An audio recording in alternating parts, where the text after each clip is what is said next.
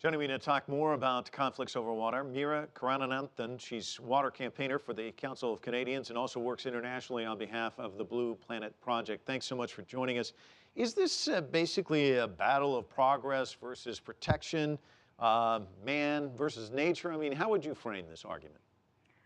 Um, it's not, it's a battle of the wrong kind of progress over nature. And I think human beings versus nature is a false dichotomy. We cannot see ourselves as separate from nature, and we cannot develop models that would destroy nature and think that that can be good for human beings. So we need to think more about sustainable development. That concept has been around for a while, but basically we need to build our economies in function of the capacity of nature. And what's very clear to us today is that many of our economies around the world have been built around ignorance, either ignorance or failure to actually acknowledge what's happening to our freshwater resources. So very soon in many parts of the world, it's already the case where demand is outstripping supply.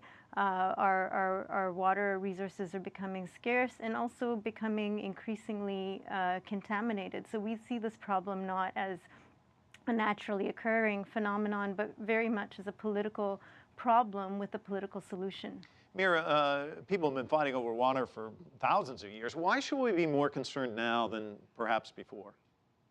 Well, we're seeing more and more conflicts around water, and it's not just between people, and it's not just between governments, but it's between communities and big corporations. So it's about the neoliberal economic model. It's about the constant quest for economic growth, for capital accumulation, for wealth for a small percentage of the population that's led to the kinds of development that we're seeing today. So the kinds of conflict we're seeing is between communities and people who are trying to protect their fresh water supplies from either big beverage companies or big mining companies or big agriculture that isn't actually meeting the food needs of communities, but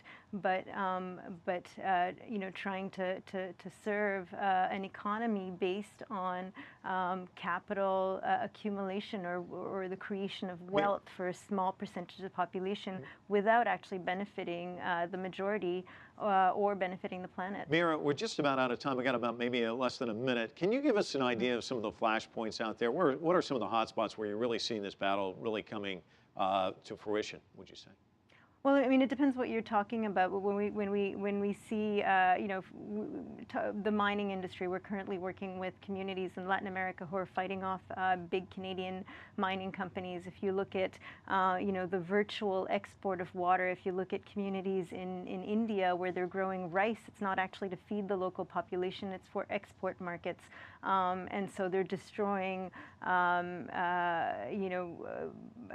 they're destroying water supplies in India to either serve, the big beverage industry, agriculture, but for export markets and destroying the capacity of local farmers to grow food for themselves or to use water in a way that's sustainable and beneficial to local communities. So what we're calling for right now is for better protection of our water resources by acknowledging water as a public common resource, for governments to implement the human right to water, which was recognized at the United Nations in 2010, for governments to put into place policies that would safeguard water for people, and this would also mean safeguarding water for future generations. Well, Meera, we're going to have to, I'm sorry, we're going to have to leave it there. But thank you so much for joining us from Ottawa this evening.